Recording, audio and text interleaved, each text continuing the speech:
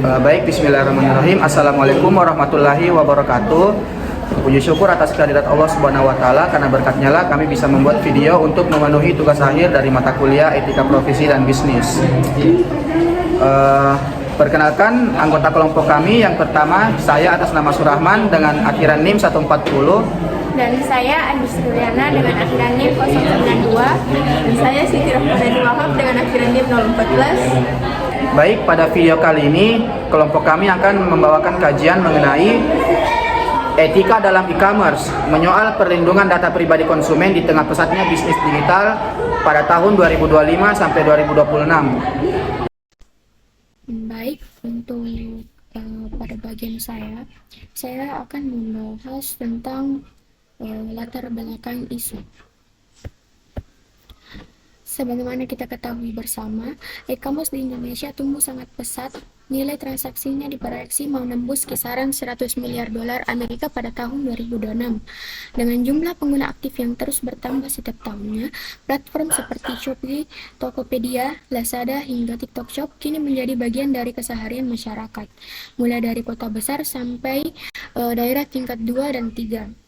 Namun di balik pertumbuhan ini, ekosistem digital ini juga menyimpan risiko serius, khususnya terkait keamanan dan privasi data konsumen.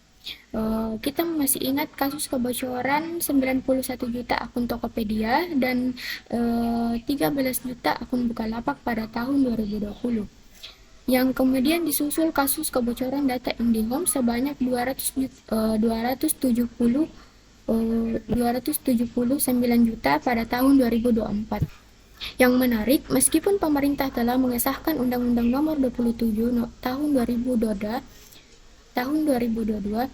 tentang perlindungan data pribadi, kajian-kajian terbaru di tahun 2025 dan 2026 justru menunjukkan bahwa kasus pelanggaran serupa masih terus berulang. Ini menandakan bahwa persoalan ini bukan sekadar soal kepatuhan hukum semata, melainkan juga soal etika profesi dan tanggung jawab moral pelaku bisnis digital. Pembahasan kedua yang akan saya bahas yaitu konsep teori etika yang relevan. Untuk membedah hal ini, kami menggunakan 5 prinsip keadilan. 5 prinsip etika dalam e-commerce yang saling berkaitan, yaitu kejujuran, transparansi, keadilan, keamanan data, dan tanggung jawab. Kejujuran berarti pelaku usaha maupun platform menyampaikan informasi yang besar dan tidak menyesatkan konsumen. Transparansi berarti seluruh proses bagaimana data konsumen dikumpulkan, disimpan, dan digunakan harus dapat diketahui secara terbuka oleh konsumen. Keadilan berarti setiap pihak, baik penjual maupun pembeli, mendapat perlakuan yang setara dan memiliki akses pada mekanisme penyelesaian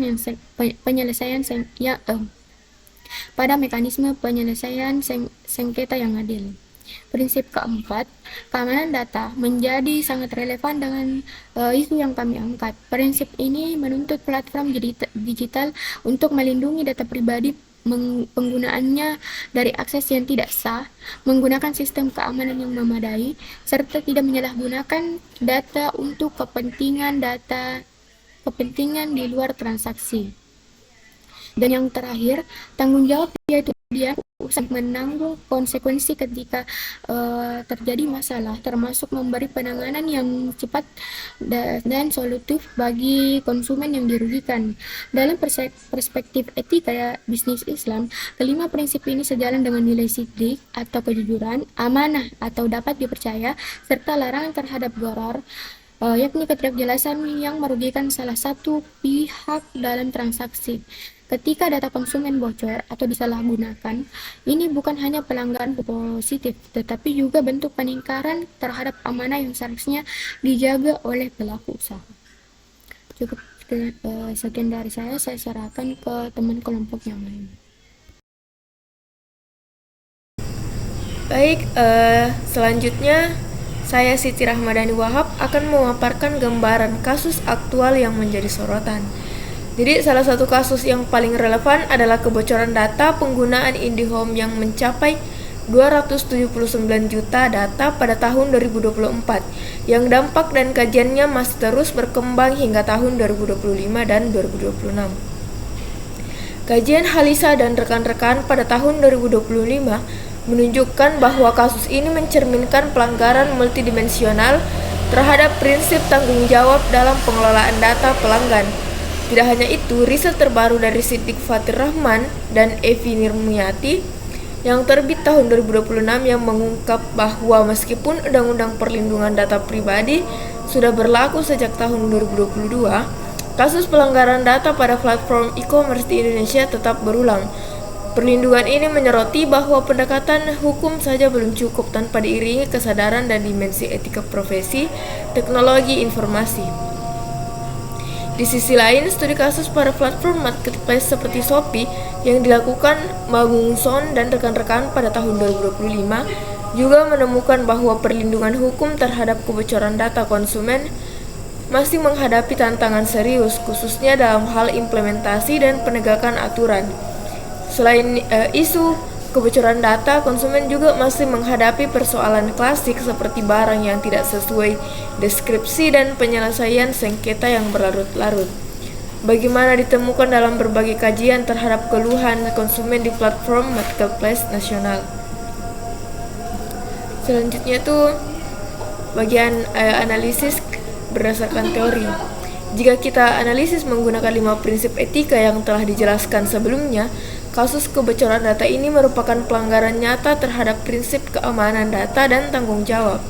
Platform yang seharusnya menjadi penjaga kepercayaan konsumen justru gagal memberikan perlindungan yang memadai terhadap data pribadi yang dipercayakan kepadanya.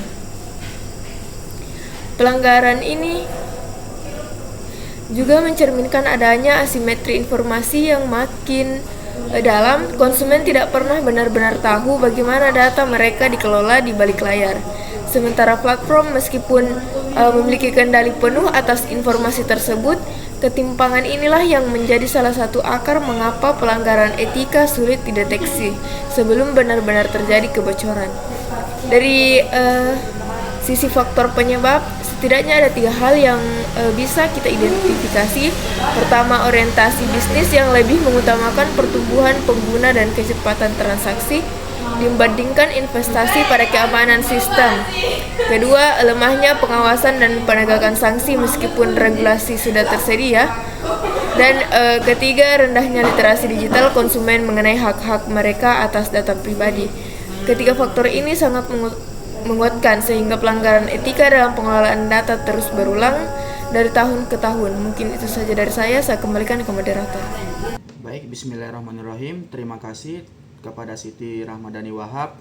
Selanjutnya saya atas nama Surahman dengan akhiran NIM 140 akan melanjutkan dengan membahas implikasi isu ini terhadap profesi akuntansi dan dunia bisnis secara umum. Bagi profesi akuntansi, isu keamanan dan etika data sangat relevan, terutama dalam konteks audit sistem informasi dan pengendalian internal. Akuntan dan auditor memiliki peran penting dalam menilai apakah perusahaan e-commerce telah menerapkan tata kelola data yang memadai, termasuk kontrol atas akses data, keamanan sistem, serta kepatuhan terhadap Undang-Undang Perlindungan Data Pribadi sebagai bagian dari kepatuhan regulasi yang perlu diungkapkan dalam laporan keuangan maupun laporan keberlanjutan perusahaan. Selain itu, risiko kebocoran data kini menjadi salah satu risiko material yang wajib dipertimbangkan dalam laporan tahunan perusahaan karena berpotensi menimbulkan kewajiban hukum, denda, serta penurunan nilai reputasi yang berdampak langsung terhadap kinerja keuangan. Disinilah profesi akuntan dituntut untuk berperan sebagai penjaga integritas informasi, bukan hanya angka-angka keuangan semata, tetapi juga tata kelola risiko non-finansial seperti keamanan data pelanggan. Bagi dunia bisnis secara umum, kasus ini menegaskan bahwa etika bisnis digital tidak bisa lagi dipandang sebagai pelengkap, melainkan fondasi keberlanjutan usaha. Pelaku bisnis yang mengabaikan aspek ini berisiko kehilangan kepercayaan konsumen secara permanen, yang pada akhirnya berdampak pada keberlangsungan bisnis dalam jangka panjang. Jadi berdasarkan analisis tersebut, kelompok kami merumuskan beberapa rekomendasi. Yang pertama, bagi pelaku usaha dan platform e-commerce perlu ada investasi berkelanjutan pada sistem keamanan data, termasuk audit keamanan cyber secara berkala dan penerapan standar tata kelola keamanan informasi yang teruji.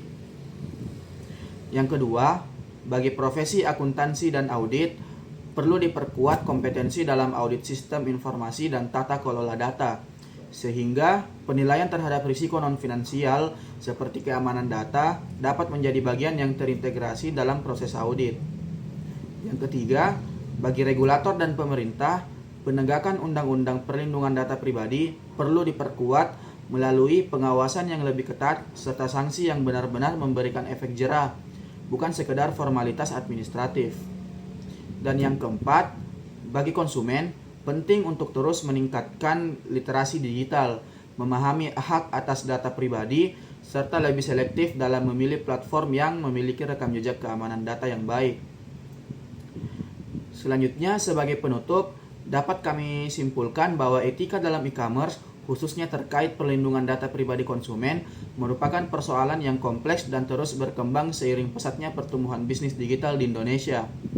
Kasus-kasus kebocoran data yang terjadi hingga tahun 2026 menunjukkan bahwa kepatuhan hukum semata tidak cukup tanpa disertai kesadaran etika yang kuat dari seluruh pihak, baik bagi pelaku usaha, profesi akuntansi, regulator, maupun konsumen itu sendiri.